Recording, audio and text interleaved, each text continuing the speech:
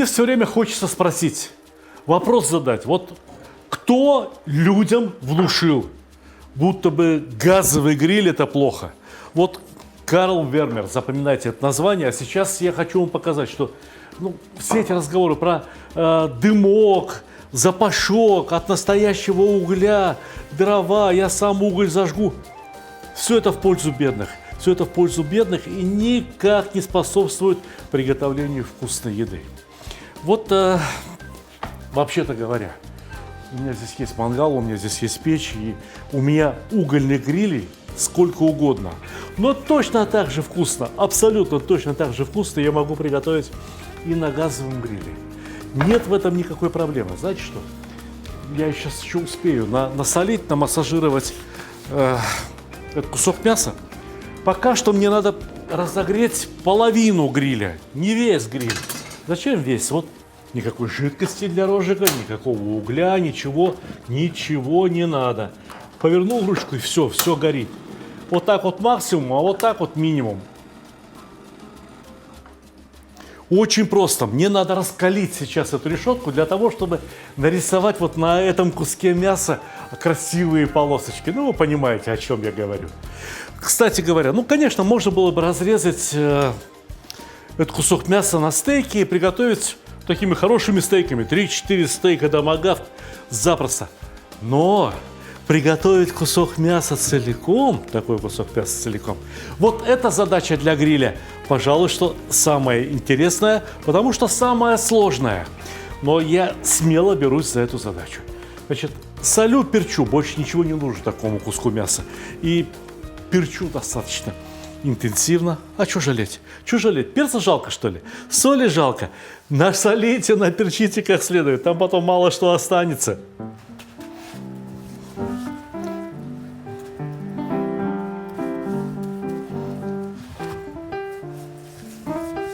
Вот здесь под ребрышком можно сделать надрез. И я знаю, что некоторые вот снимают эту пленку, мол, да, она мешает готовиться, ничего не мешает.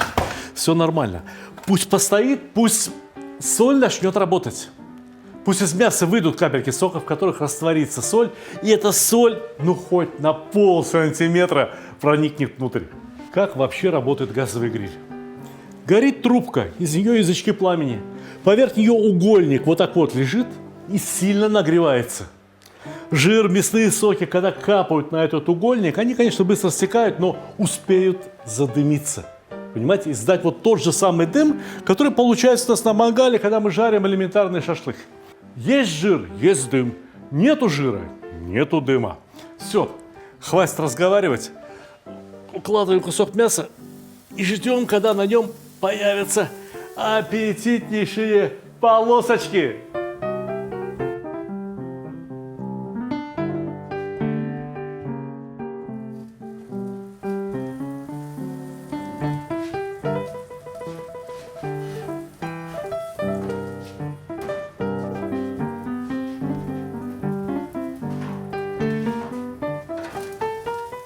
Нет дыма, нет запаха.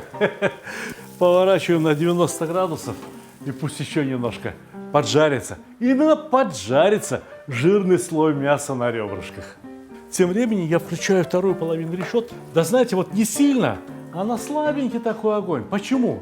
Потому что сейчас я мясо переложу сюда, вот на эту половину, и здесь оно будет томиться. Для того, чтобы пропекся такой огромный кусок мяса, необходимо время. Если нагрев будет слишком сильный, то кусок мяса просто-напросто обгорит со всех сторон. Но если нагрев слабенький, потихонечку, аккуратно, все нагреется и прогреется ровно так, как надо, чтобы мясо пропеклось до самой середочки.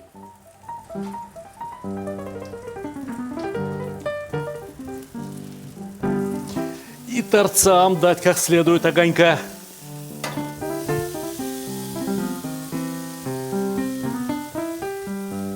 Ну что, осталась вот эта сторона, да? Она пока у нас не подрумянена. Все остальное просто очень хорошо. Очень даже так, как надо.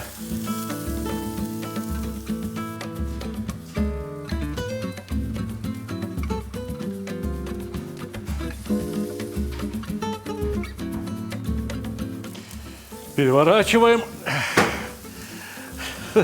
С таким куском мяса, пока наморочишься, ого.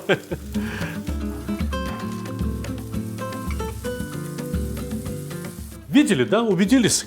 Газовый гриль, угольный гриль, электрический гриль, какой угодно. Самое главное, чтобы мясо получило правильную корочку, правильный цвет, правильный аромат, соответственно. Теперь, сейчас я буду показывать вот какой фокус. Здесь есть 4 таких трубки, которые, собственно говоря, горят и нагревают решетки. Я включаю одну, крайнюю, на самый слабый нагрев. Эту тоже перевожу на самый слабый нагрев. Эту выключаю полностью. И кусок мяса кладу между ними. Для чего? Да для того, чтобы оно долго-долго томилось. Для того, чтобы оно превращалось в нашу с ребятами радость. Понимаете? Это не будет тот стейк, который режешь, и там внутри течет красный алый сок. И теперь можно прикрыть гриль. Если там появится какой-то дымок, это даже супер, это замечательно. И что самое главное, крышка-то двойная. Видите, вот один лист железа, здесь второй лист железа. То есть крышка работает как термос. Карл Вермер. Молодец.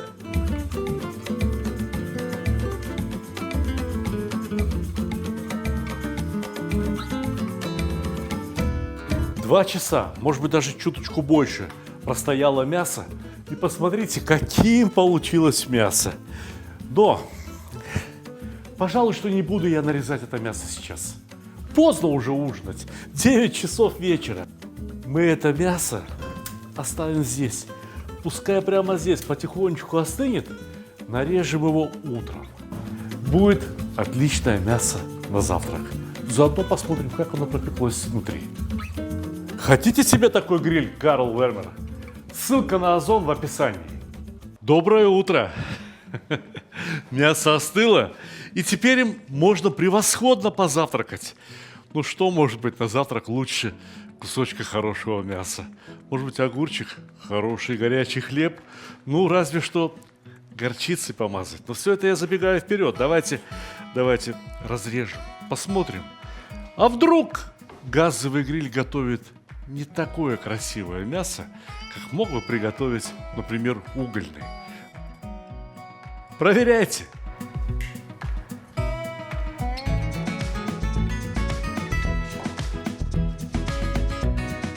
Ну как? Разве не красота? Еще какая красота!